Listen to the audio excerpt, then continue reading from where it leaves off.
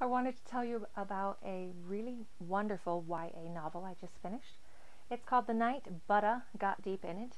And you have to say it like that, like butter, but with a southern accent. Budda, Budda. It's by Ron D. Smith. And I'm not sure how well you can see this with my iPad. It's headlights and a car. And the main protagonist of this story is 15-year-old Budda, aka Kevin. Kevin was given the name Budda by his older brother, adoptive brother. He and his big brother have been adopted by a really great guy. He's very protective. It sounds like Kevin has a relatively good home life. He's very loved and very sheltered. And he's always done the right thing. He's always been the good kid. But he also, it's really interesting. He talks to his blood mama in his head. So he has all this internal dialogue with his biological mother. And it's never really spelled out whether that's just in his head or whether that's a ghost. I like to believe it was a ghost. His mom's spirit talking to him. So there's some really interesting lines with that. But I was captivated by this story. The fact that it's a story about a teen runaway on a journey to save the girl. And there's drug dealers, and there's murder, and there's violence. And yet, it's a very charming tale. It's very whimsical. The word choice that the author Ron uses paint a picture in your head.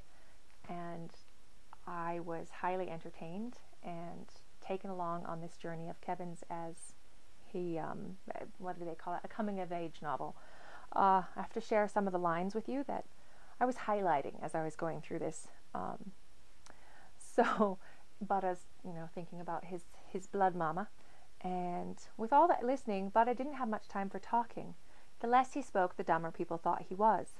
Budda didn't fight that perception because he believed there was a good amount of truth to it. He didn't remember anything about his foster family, but he theorized. He'd been dropped on his head because even simple ideas came into his brain only with great effort, as slow to ignite as rain-sated firewood. Can't you feel it? Just the visual there? And the book is full of that. So Budda leaves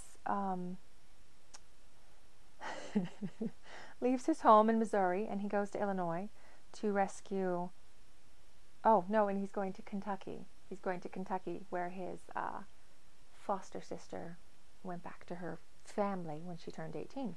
So, but he really cared for her, and Blood Mama says he needs to save the girl in Kentucky. So he's going to Kentucky, and he didn't plan very well. He's on this bus with not much money and one change of clothes, and he didn't grab the charger for his cell phone, and he doesn't know where his sister lives. He thinks he'll recognize the name of the town when he sees it, but he doesn't quite remember it.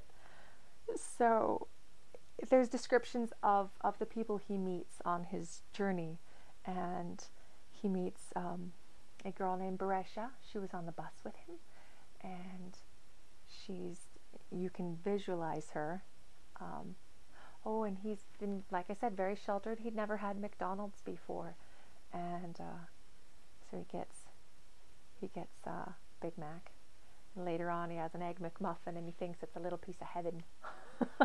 And I can relate to that. Love that. So he's very determined to save his sister, his foster sister. And I just love this. Loved all the secondary characters he meets, even though they were definitely bad people. You could visualize them. There are so many very great descriptive terms here. So I enjoyed this journey of Kevin as he learns more about himself, learns that he can stand up for himself, and it's okay to put your foot down sometimes, not be a pushover, and you can save the girl sometimes. So I really enjoyed this novel. Definitely recommend you pick it up if you like to read almost poetic poetic novels with word choices. Very, very visual. The Night Budda Got Deep in It by Ron D. Smith. Thanks from the Book Tart. Make sure you check out my website. I have an interview with Ron D. Smith as well, and also check out the fiction release database. You can see what books come out what days. Thanks from the Book Tart.